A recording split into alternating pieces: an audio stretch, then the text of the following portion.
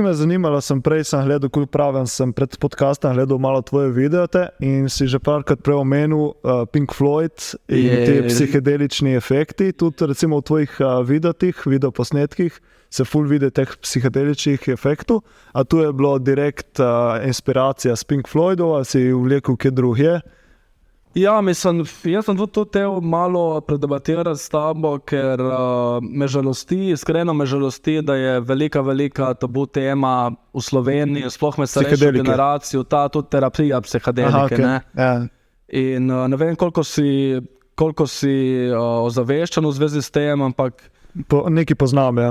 Ja, je dejstvo, da smo zdaj v naši dobi je velik preporod ponovno in je velika renesansa z vidika terapije psihedelikov, ker to izvira iz 60-ih let.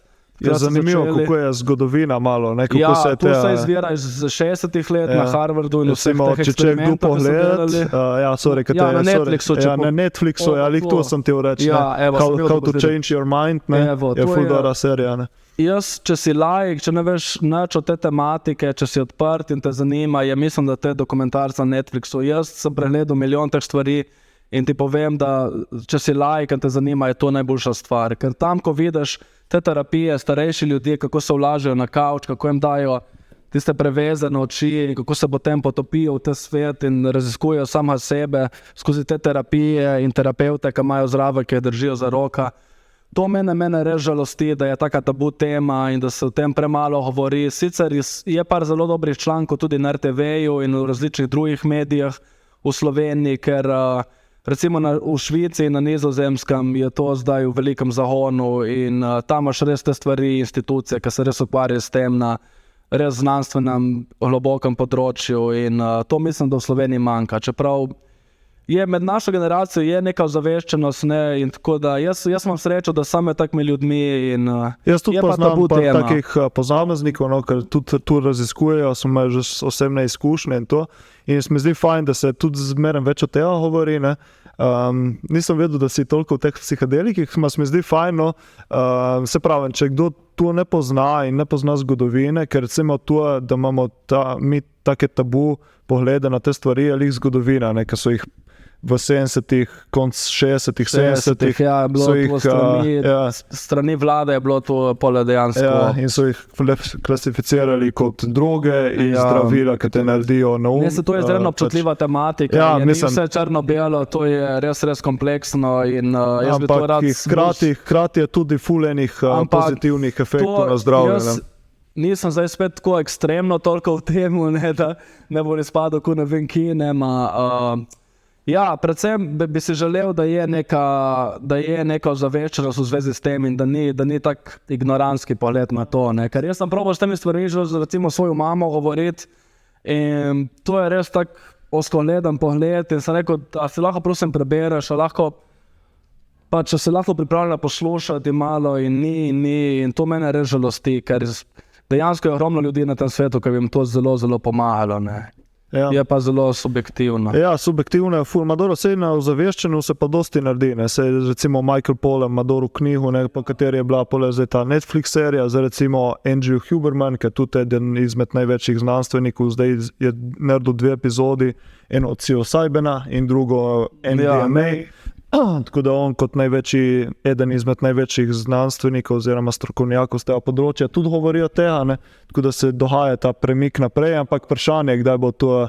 Ja, sicer imamo tudi, mislim, da je neko psihedelično društvo tlo v Sloveniji in tako da v Ljubljani so te stvari kar malo bolj tako, so več predavanj in to, ampak v naših koncih realno, kar sem videl, ni neko zaveščenosti in je velik tabu, ne, ampak kot bi rekel, jaz bi rad, da bi ljudje se mahar tu serijo pogledali na Netflixu, ne, ker ti vidiš starejše none, ne, nonce in nonote, ker ležijo na kavču in imajo potem te izkušnje s terapevti, ki jih držijo na roku in jih vodejo in predvsem je ena največjih lekcij na psihedelikih je to, da izgubiš te strah pred smrtjo, ne bi rekel. To tudi pove v tem dokumentarcu, veš, tu so ljudje, ko so imeli, ne vem, imajo raka, imajo vse te bolezni, ki vejo, da bodo v roku parih let umrli in veš, pomisli, kak pritiske to, kakšne strahovi in eden izmed vidikov psihedelikov je tudi to, da se izgine ta strah in da nekako se lažje sooča z vsemi Pa temi tudi ti pa ima strahovi. predelati čustva, ne, Poleg MDMA, milijon drugih recimo, stvari, ja, ki bi jih lahko MDMA, tle na ja. desetine ur razlagal. ne. Recimo, mene je bilo zanimivo, se tu sem poznal, samo preko dokumentarca je še prišlo bolj do izraza, ne, recimo tisti, ki imajo depresijo, ne, naredijo eno veliko dozo psilocybina, se pravi norih gobic. Ja. In so pole, Evo, mene že te izraz v slovenščini, mislim- gobice.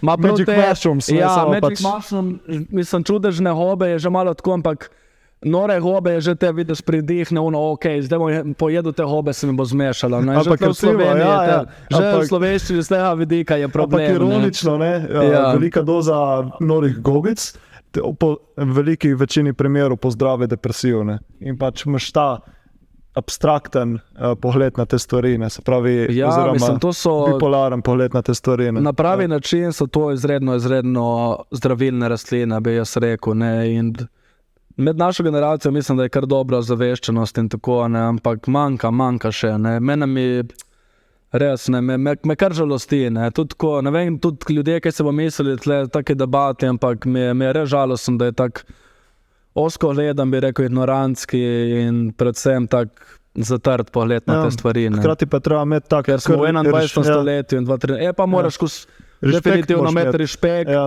Ker tu tudi In ni, da napravijo, boš vzel ja. LSD in greš Ja, tole ni to, žurat, ni to pač igra, samo ni pa ni tudi tako grozno, kot ljudje Ja. si predstavljajo. In, jaz lahko spet povem z vsemi izkušnjami, da mene je tudi to pomagalo zelo, zelo veliko pri depresiji. In, pa tudi, ko se rekel, lih recimo na hobah smo imeli kdaj tudi s prijatelji res pogovore globoke, ker smo šli v naravo, smo se usadili na travnike, smo in ure, eden drug zaledli oči in dali ven vsa ta čustva, ki jih mogoče v tem stanju zavesti, ko smo zdaj, ne bi mogli tako predelati. In to je res zdravilno, če uporabiš na pravi način, in upam, da se bo to spremenilo, in upam, da tudi recimo tvoj podcast malo pomaga za ozaveščanje tega. Ne? Ja, ker tudi, recimo, tudi jaz sem želel pač v teh podcastih tudi malo o tega govoriti. Nisem mislil, da bomo danes toliko bujšne, hvala Bogu, ker res so take tabu teme in duševno zdravje in psihadeliki. Pole tudi recimo z Lukcem smo debatirali od hormonskih terapij, ker tudi malo ja, tako, to sem tudi. je malo tako tabu tema. Ne? Tako da je fajn, da se širi tle ta horiška, se mi zdi, da smo še malo bolj zatrnjeni glede tega. So ljudje malo niso ne vem, sicer jaz z odprti. mojih izkušenj, ja, 200 krog ljudi si, tako bi rekel. Ampak tu na splošno, ne, sploh Ja. starejše generacije, ki je Ja, težko bolj starejše generacije, ja. Tako da je fajn, da se čim več od tega govori Ja. in pole. Ker recimo se vidiš, te tle, ki je naredil to knjigo, ki je napisal in ki imate dokumentarca na Netflixu, koliko ima, več kot 60 let, ne? Ja, To je generacija naših staršev, ne? Ja. Ampak moraš biti odprt za te stvari. Ne. Če nisi odprt, če greš v to, tu je brez veze, tu ne pomaga. Ja, tudi ne. spet pravi, to je tudi en vidik, ki bi Malo, bi se rekel, ja, ta malo radovednost, odprt ne, imaš. pač, Tako. ne glej črno-belo na svet, tako bi rekel, ne, vse je težko kdaj, ampak